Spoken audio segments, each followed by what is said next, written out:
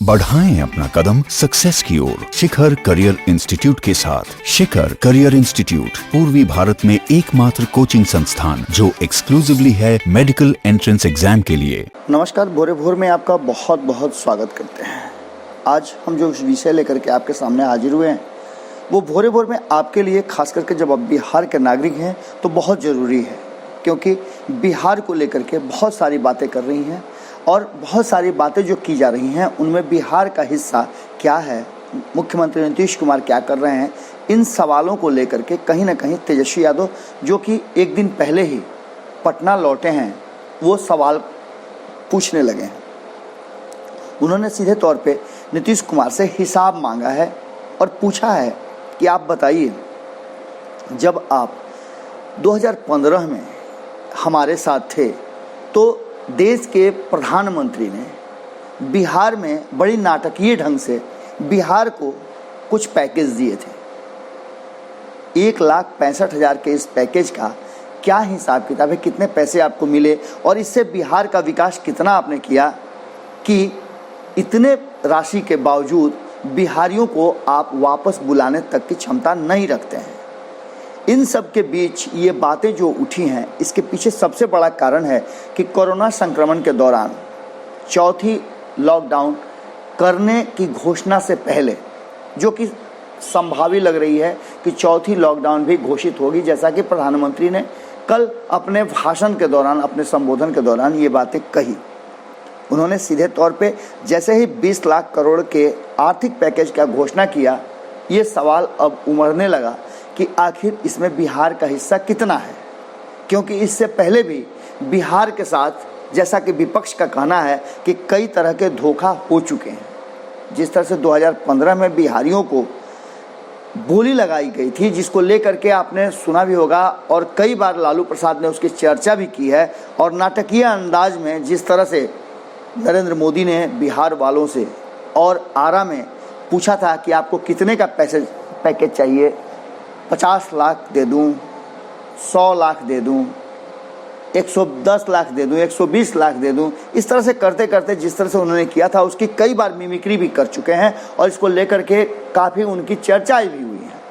ये पैकेज बहुत बड़ा था और इसे लेकर के बिहार को विशेष राज्य का दर्जा नहीं देने के एवज में ये पैकेज की घोषणा की गई थी और चुनाव से पहले इसकी घोषणा निश्चित रूप से भारतीय जनता पार्टी ने करके मुख्यमंत्री के तौर पे किसी को प्रोजेक्ट नहीं किया था, पर चुनाव में भारतीय जनता पार्टी पूरी तरह से आश्वस्त थी कि जिस तरह से उसे देश स्तर पर लोगों ने वोट दिया है बिहार में भी मिलेगा, पर पासा उल्टा पड़ा था। लेकिन इन सब के बाद तब नीतीश कुमार ने भी इस पैकेज को लेकर के बहुत सारी बातें की थी।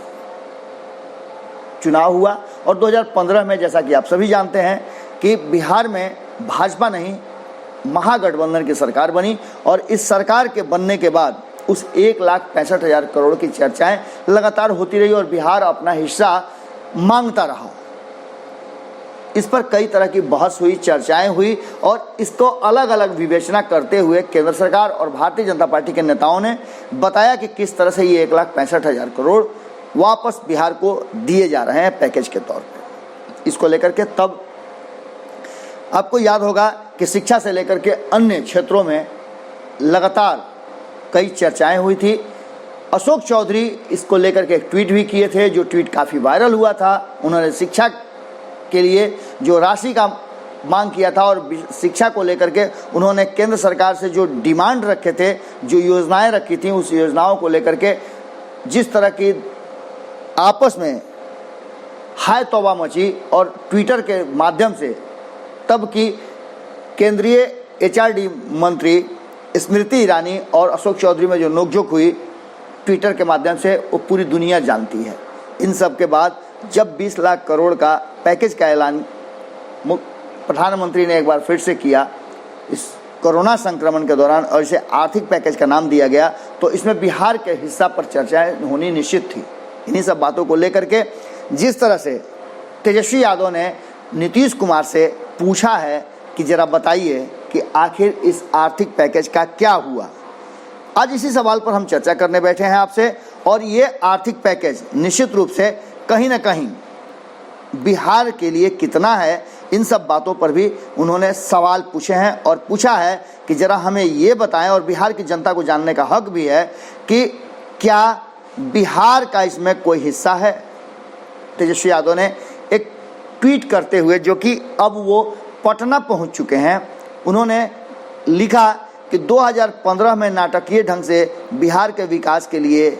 1,65,000 करोड़ का एक भारी भरकम पैकेज घोषित किया गया था। 5 साल बाद हम श्री नीतीश कुमार जी से आग्रह करते हैं कि उस बहुप्रतीक्षित पैकेज की केंद्र से प्राप्त और खर्च धनराशि पर स्टेटस रिपोर्ट दाखिल करें या उस पर बयान जारी करें। आपको बता दें कि इसके साथ ही उन्होंने 1,25,000 प्लस पीछे का जो था उसको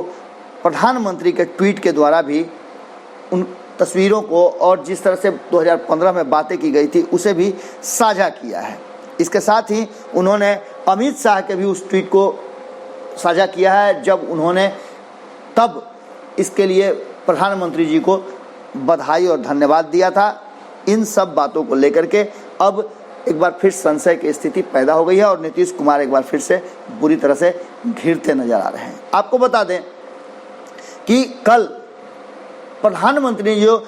20 लाख करोड़ का आर्थिक पैकेज का घोषणा किया, उसके भी कई तरह से खंडित करके उसे बताया जा रहा है और कहा जा रहा है कि ये भी एक प्रधानमंत्री का बड़ा छलावा है, क्योंकि 8 लाख करोड़ पहले ही घोषित हो चुका है। 1,70,000 करोड़, माफ़ कीजिएगा, 1,70,000 करोड़ आरबीआई ने पहले घोषित कर दी है और 50,000 करोड़ फिर आरबीआई ने घोषित किया था। 4 लाख करोड़ वित्त मंत्रालय के द्वारा घोषित किया गया था। अब क्या 6 लाख के आसपास जो राशि घोषित की गई है, 6 लाख करोड़ के आसपास जो शेष बचती है उसे मिलाकर के 20 लाख करोड़ की बात कर रहे हैं प्रधानमंत्री जी, या फिर 20 लाख करोड़ का अलग से घोषित कर रहे हैं, ये बातें स्पष्ट नहीं हो पाई। प्रधानमंत्री ने अपने संबोधन के दौरान ये भी कहा कि 18 मई से पूर्व लॉकडाउन 4 के पहले और बहुत सारी स्थितियां बता दी जाएंगी और उन स्थितियों में ये भी क्लियर कर दिया जाएगा कि कैसे लॉकडाउन 4 ये बाकी के 3 लॉकडाउन से अलग होगा। इन सब के साथ साथ इन सारे विषयों पर जवाब मांगा है और हिसाब मांगा है नेता प्रतिपक्ष तेजस्वी यादव ने नीतीश कुमार से, क्योंकि नीतीश कुमार पर उनका कहना है कि जब 2017 में वो गए थे तो डबल इंजन की सरकार से बिहार का द्रुत गति से विकास, बुलेट ट्रेन के गति से विकास का बात करके गए थे और बिहार की जनता को उन्होंने यही बातें समझाई भी थी कि बिहार के लिए ज़रूरी है कि डबल इंजन की सरकार हो और इससे विकास के कई मानक पूरे किए जाएं। क्या विकास हुआ है इसका भी डाटा उन्हें सौंपना चाहिए, क्योंकि अब ये ज़रूरी हो गया है जब बिहार के लोग बुरी तरह से देश के अलग अलग राज्यों में परेशान हैं, प्रताड़ित हो रहे हैं और उनके साथ समस्याएं हो रही हैं। वहीं दूसरी तरफ अगर इतना बड़ा भारी भरकम पैकेज बिहार को मिला है 1,65,000 करोड़ का, तो उससे बिहार सरकार ने क्या क्या विकास किया है, क्योंकि जब बिहार के लोग वापस आ रहे हैं तो जिस तरह से क्वारंटाइन सेंटर में लोगों के साथ अमानवीय व्यवहार हो रहा है, जिस तरह से उन्हें क्वारंटाइन सेंटर में यातनाएं दी जा रही हैं, ये कहीं से उचित नहीं है। उन्होंने बांका के एक क्वारंटाइन सेंटर का तस्वीर भी जारी किया है, वीडियो जारी किया है और उस वीडियो में एक शख्स के हाथ में प्लास्टर लगा हुआ है और कहा यह जा रहा है कि उस शख्स को पुलिस ने बड़ी बेरहमी से पीटा है और यातनाएं दी हैं। हालांकि क्वारंटाइन सेंटर की यातनाओं के विषय में भारत लाइव ने भी आपको कई तस्वीरें दिखाई हैं। उन तस्वीरों के माध्यम से भी आप समझ सकते हैं कि क्वारंटाइन सेंटर की व्यवस्था में क्या कुछ चल रहा है। इसके बाद अब निश्चित रूप से जिस तरह की बातें सामने आ रही हैं और लॉकडाउन 4 जब बढ़ेगा तो लोगों के बीच में असमंजस की स्थिति और ज़्यादा बढ़ेगी, कारण कि इस बीच में जिस तरह की बातें सामने आ रही हैं, जिस तरह की स्थितियां सामने हैं, उसे लेकर के कहीं ना कहीं अब लोगों में धैर्य खोते जा रहे हैं। इन्हीं सब विषयों को लेकर के तेजस्वी यादव ने सवाल पूछा है सीधे तौर पे नीतीश कुमार से, और नीतीश कुमार के डबल इंजन के इस सरकार से सवाल पूछना विपक्ष के हर दलों ने शुरू कर दिया है। आपको बता दें कि जिस तरह की स्थिति चल रही है उसमें जनप्रतिनिधियों की भागीदारी नहीं होने से और ज़्यादा स्थितियां पैनिक होती जा रही हैं। ये बातें सत्ता में बैठे लोग भी कई बार कर चुके हैं कि कहीं ना कहीं जिस तरह से नीतीश कुमार और सुशील मोदी नीतियां बना रहे हैं वो बिहार को विकास की तरफ नहीं, बिहार के लोगों को संतुष्टि की तरफ नहीं, भरोसे की तरफ नहीं, बल्कि और ज़्यादा चिड़चिड़ा बना रहे हैं और लोग असमंजस की स्थिति में इस सरकार के नीतियों और नियमों के कारण उलझते जा रहे हैं। लोगों ने हमारे पास भी जो फ़ोन कॉल्स किए हैं उसमें अधिकांश फ़ोन आपको इसी तरह के मिलेंगे। यदि आपने नहीं देखा है तो आप हमारे लाइव सेशन में जा सकते हैं, हमारी खबरों में पीछे जाकर देख सकते हैं। और लगातार पिछले 15-20 दिनों से हम लोगों से बातचीत कर रहे हैं, जनप्रतिनिधियों से बातचीत कर रहे हैं, उसके सारे अंश मौजूद आपको मिलेंगे और जो हकीकत है उससे आप रूबरू हो पाएंगे। अब तेजस्वी यादव के इस प्रश्न के बाद निश्चित रूप से कहीं ना कहीं नीतीश कुमार की परेशानियां बढ़ने वाली हैं और हम इसलिए ये बात कर रहे हैं कि ये जवाब और ये हिसाब किताब अब पूछे जाएंगे निश्चित रूप से विपक्ष के द्वारा और बिहार में राजनीति की एक नई धारा शुरू हो जाएगी। सामने सामने अब तेजस्वी यादव और नीतीश कुमार के टक्कर भी होंगे। जुड़े रहें भारत लाइव के साथ, खबरों का सिलसिला लगातार जारी है। नमस्कार। अगर ये वीडियो पसंद आई और वह बिहार के राजनीति और बिहारियत से सरोकार रखेनी तो सब्सक्राइब बटन दबा के चैनल के सब्सक्राइब कर ली। ओजे एगो घंटी बा, ओकरा बटन दबा देला से कुल सटीक और मारक खबर रुआ मुफ्त में मिल जाई। अगर रुआ पत्रकारिता के हमनी के नया प्रयोग में सहयोग कर चाहतानी तो ज्वाइन बटन दबा दी।